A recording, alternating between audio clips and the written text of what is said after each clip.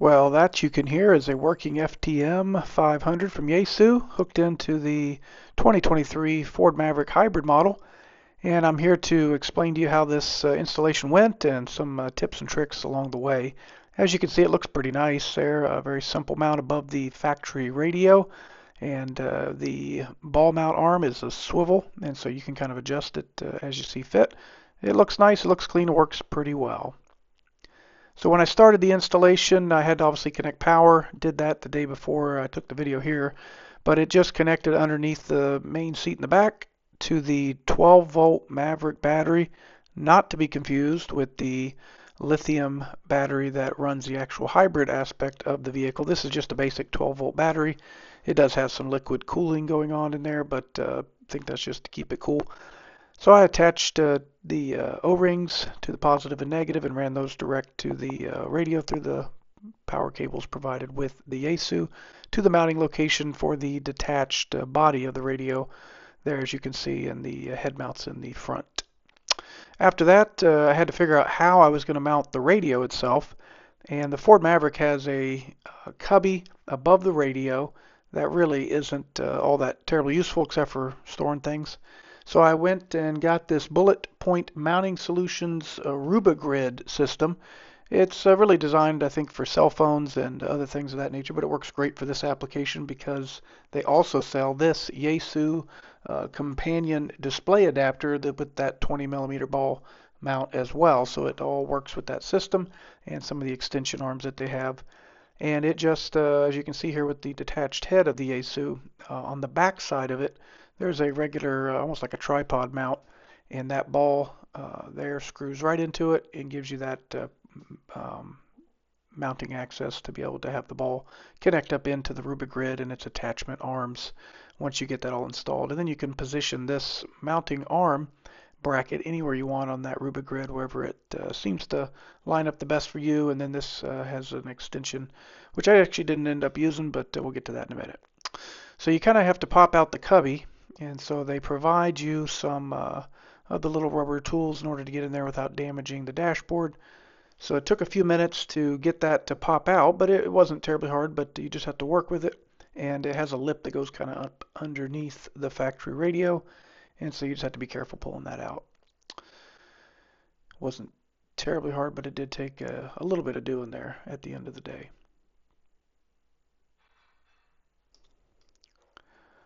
Okay, and now that that came out, you can kind of see how the RubiGrid fits in there. In this example, I just dry fitted it in there and make sure it was going to work.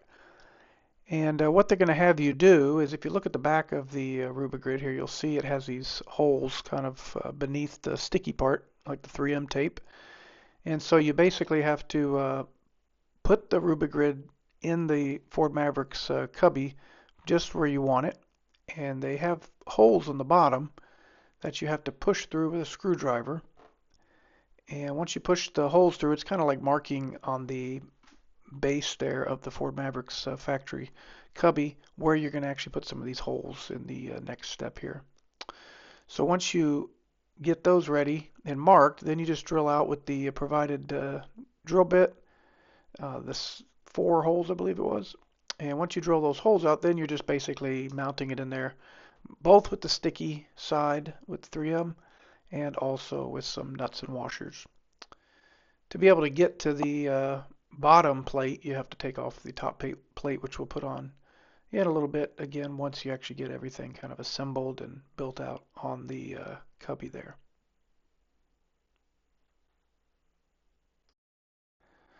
So I did one more dry fit just to make sure that once I pulled the adhesive off the back, it was going to line up correctly. So just checking that one more time was well worth the time to make sure I got that on there correctly. And then I just pulled off the mounting tape, that 3M stuff on the back, and lined it up nicely with the holes from the RubiGrid down to the holes on the Ford Maverick's cubby.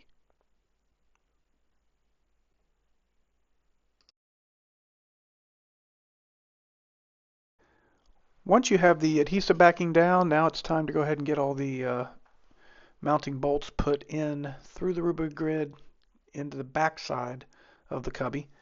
And it wasn't quite as easy as it looks here to get those pushed into the right spot there.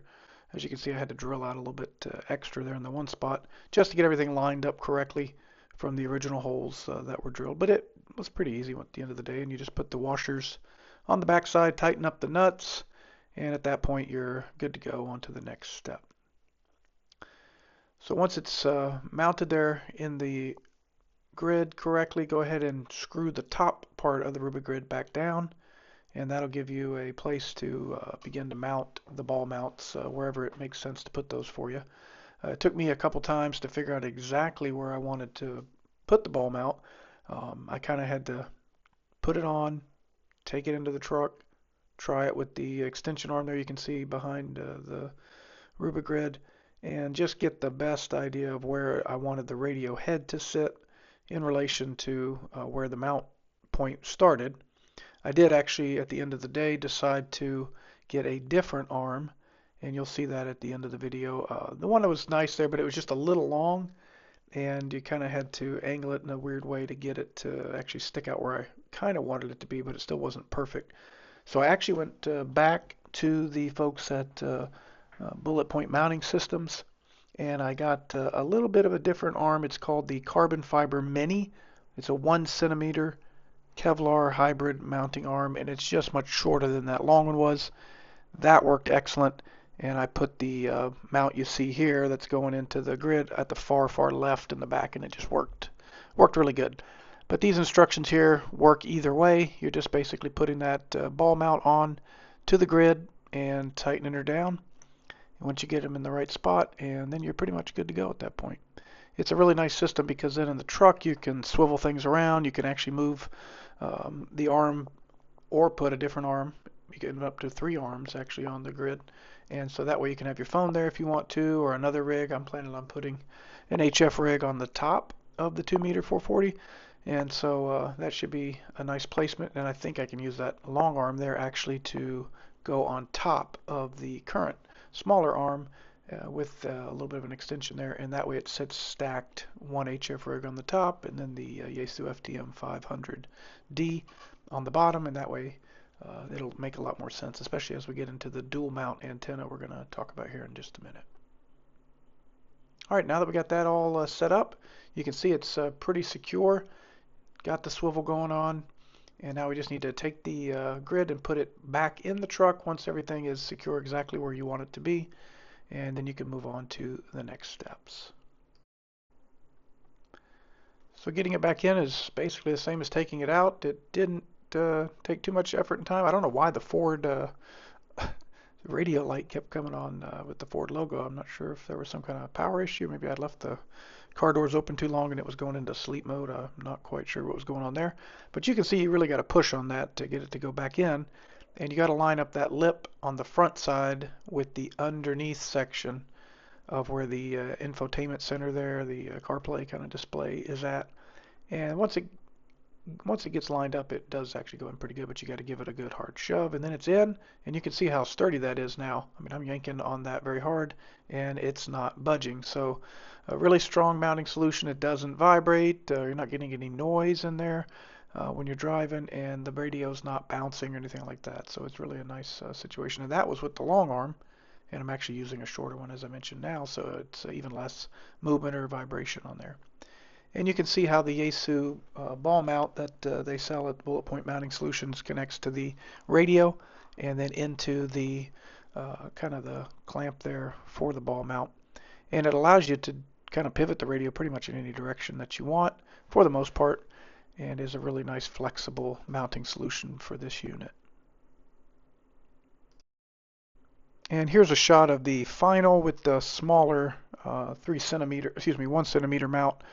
I don't know why it's 1 centimeter, it's a little longer than that, but about 3 inches there between the two balls, and it just hangs just perfectly over top of the factory radio and looks real nice, especially compared to that longer one.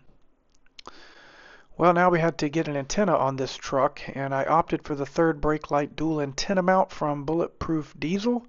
It is not a cheap unit at all. It was $400+ for this guy. But it allows you to put two antennas up there with NMO mounts without having to drill any kind of holes in the roof, which is obviously nice, and allows you not have to deal with the grounding issues that you might have to deal with like a lip mount or something like that. So the first steps you got to do on this one is obviously take off that third brake light, and it just has, I'd already switched out to the LED lights on that already with an aftermarket upgrade, and so I just had to unscrew those bulbs and that string of in-series wires that connects there, and get rid of the mount for just a minute while we work on the antenna itself and let those hang.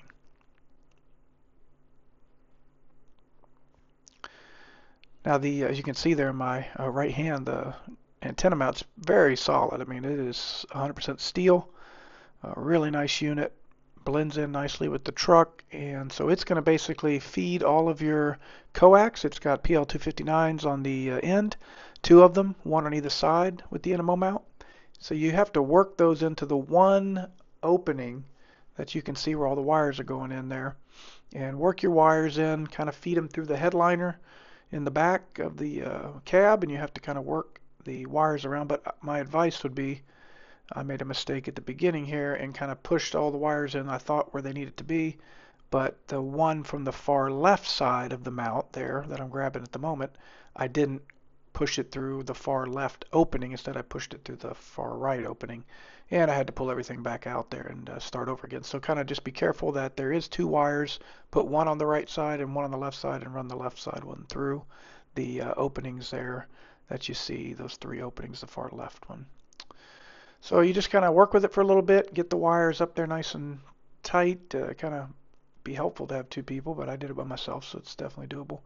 And then you're just trying to line up the mount that has holes that actually allow you to use the factory default holes where the third brake light was at, to kind of begin to give you some holding power while you put some extra strength screws in here in a little bit.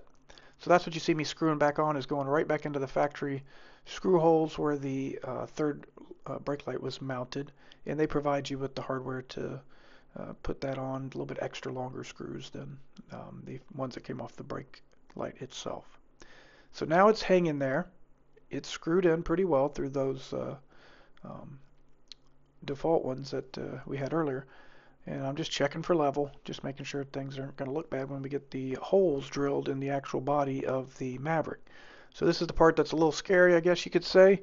But once you get it lined up just right, the holes above you there, so those, you see those four holes that are empty right now, those actually get a drill bit in there. I'm just tightening up the other ones real quick. But you actually get a drill bit in there for the drill to go through the body of the cab, and then we're going to put a couple plates in on either side that they provide with the mount that allow it to be real rigid and secured to the body and the frame of the truck. They're really good, and also provide some good grounding, which obviously helps with the antenna function. So I'm just moving all the cables out of the way, because obviously you don't want to start drilling and drill through your coax. That would be bad. And I did a quick dry fit of the factory light just to make sure that everything was lining up before I started drilling holes in the Maverick, because again, kind of not for the faint of heart, but still better than putting a huge hole, I guess, in the top of the truck there to get an antenna on it. So I had to put everything back in here kind of as if I was putting it back on for good, just to make sure that the dry fit was going to work out for us. And as you can see, it looks pretty good. Looks like it's going to work fine. There was no big gaps or anything like that, so I went ahead with the next step, which is the drilling. So here you can see me going through the pilot hole that they provide where the bolts are going to go in, and it takes a second to get through that body, but it moves pretty quick. So you're drilling the four holes out, and then after that they provide you this bracket, which you can see in my right, nope, that's the Allen wrench. It's in my left hand. It kind of is just a small piece of aluminum, and it kind of goes behind the antenna mount and also behind the body of the truck, and allows you to put these hex screws in there that are quite long. And once you get them threaded through, it just snugs everything up really tight, watertight seal. And there is some rubber backing on the unit itself, so by the time you crimp everything down tightly, it's really nice and waterproof as well. So once that's complete and we've kind of got that thing tightened in there, I'm just speeding this up a bit to show you that process, but you can see those long bolts are going in all the way through to the back of the body and into that plate, which again is not really visible, and just snugs everything up. You can see those bolts going back in there. So a really nice clean install. Once you get the light back on and put up, they provide you some a little bit longer, again, screws for that are not the same ones you took out, so you have to use those. And once you're done, it looks really nice, and you have the two mounts on the left and the right, and they do advise you to mark your cables going in. I didn't, and I just had to try twice to get the right cable plugged into the FTM500 on the side that I had the 2 meter 440 antenna on. But it looks good, and everything was level, and that's not going anywhere for years to come. So a really nice unit, even though it was pricey. Now after that, you have all this coax hanging in the back of the cab, and so you have to work your way through the side beam there, or whatever that's called, sidewall of the truck. And so I had a little plastic tool for that from installing speaker wires and stuff before that, but you could use anything that's nice and soft in there. In fact, you could even use the tool that came with the bullet point mounting system solution that we used to take the top of the mount off of the cubby side and the front dash, and that would work too. But I did notice right here when pulling this portion of the whatever that thing's called off, it actually broke right then, as you can see it. And if you go back and look at that, but it actually snapped. So I'm not sure why Ford built it that way, but you can kind of see at the top where my hands are at, right, my fingers, that thing just popped off, whatever the glue was or whatever. So unfortunately, that seems to be a defect on the Ford side. So you might just want to be careful when you pop that off. It's not designed, I guess, to come off and go back on, or it's weaker at the wall there where I'm pulling that off than it is where it's actually secured to the side of the cab. So just be careful around there. I'd already ran a video camera on the back side of the vehicle there on the rear windshield, and so maybe both of those things, I don't know, caused it a little bit to weaken. But either way, it did go back fine. It looks good, and I don't think anybody would ever really know that, but I was kind of surprised how easy that thing popped off of there. And now here's a better shot out in the sun the next day of the cables running through underneath the seat. You can see the antenna cables just go right underneath that first aid pack there, really slide right in. All that pops up when you're working to route things through. And there's the extra PL259, and there's the one plugged into the radio, and I got some extra cord there hanging from the extension on the control head there. But all in all, pretty decent clean install. And then I took it out of the garage and had to put the antenna on, and obviously that was fairly easy. That was the Comet antenna with the NMO, the CA-2X4SRNMO. And I had the spring as well, so I went ahead and opted for that. That's the CA-SPR edition, and it just allows you to kind of have a little bit more flexibility if you hit that thing in a parking garage or something happens like that, to allow the antenna to have a little flex in it. Didn't change the SWR in a bad way one way or the other, so that was pretty good. But just connect it to the correct side, or you'll have to plug in the opposite coax into the radio like I did. But pick a side, I guess. I'm going to put an HF antenna on the left side, so I just threw it on the right side for now. And it's a good little antenna. It has done well, has good SWR, and I've been able to hit all the repeaters in this area here. Some of them, 20, 30 miles away, so that's been pretty good. It's also got the ability to lift up on it and tilt it down. So I wouldn't advise it for like the car wash. I would take it off. But if you know you just need to go into maybe your garage, for example, and then you could just lift up on it, tilt it down, and slide it whichever direction you want. So that's a nice little feature, collapsible, but you do have to yank on the antenna itself and lift up like I'm doing here. You can't see my hand. And then it pivots on the axis there and goes whichever direction you need it to be. Nice little antenna.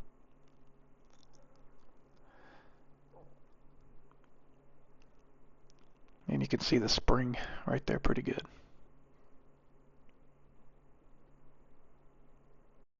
So here you see the finished install. Looks great right above the factory radio. It's mounted just perfect where I can see it when I'm driving. And I just put the microphone right now in the little cubby, the extra one there that Ford provides on the right side.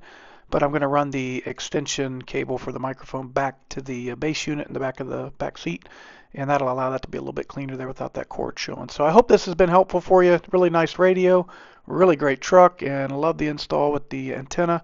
So if you like any of these products here, feel free to check out the description. I'll put as many links in there as I can. But I hope this was helpful to you. I know I wish I had a video like this when I started the install, so hopefully you'll find it useful. If you do, give me a thumbs up, maybe like and subscribe. And I wish you the very best day and 73s.